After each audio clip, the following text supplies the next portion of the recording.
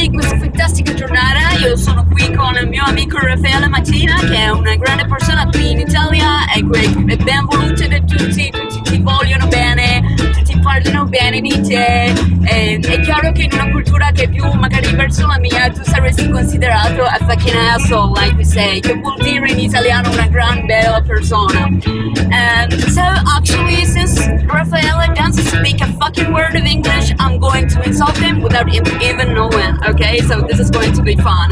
Raffaele, are you actually aware of the fact that you are called an asshole, a moron, a fucking idiot by everybody, and you don't know it? Stavo appunto chiedendo al nostro pubblico se tu sei consapevole, perché consapevole è una parola giusta? Sì. Consapevole? Se sei consapevole del fatto di essere persona di grande spiritosissimo. Spiritosissimo. Persona molto, molto che gente proprio ama te, proprio adora te. È una cosa eccezionale. Proprio non riesco neanche a passare per strada, tutti mi salutano, mi osannano, un autografo, una battuta. Okay, if they say hello to you, it's because you remember them, the shit of their dog. We don't say that to Raffaele, okay? Shh. I was just saying, stavo solo dicendo delle cose al nostro pubblico, sono cose di inglese, tu non puoi capire, ok? Questo Maddaleno Mafia, fucking idiot, is a fucking idiot. Actually, Raffaele is even known for spitting on people and burping in their face, okay?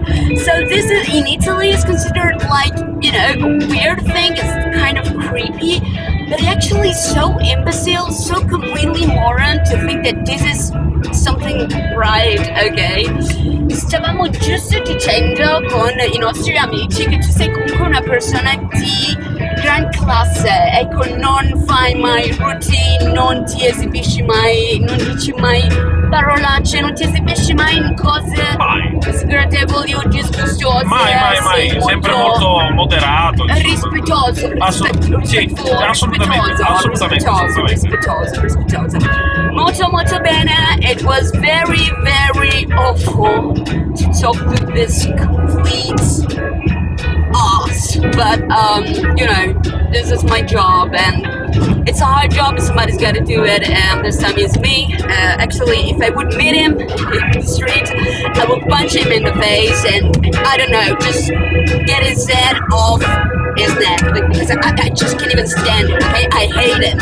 Stavo giusto dicendo ai nostri amici quanto ho adorato incontrarti, perché sei veramente una persona, come posso dire, genuina. Ecco, io proprio, io ti voglio bene, è così che si dice ti voglio bene? Sì. Ok, in inglese c'è un modo di dire quando noi vogliamo molto bene qualcuno come io voglio bene a te, it's fuck off.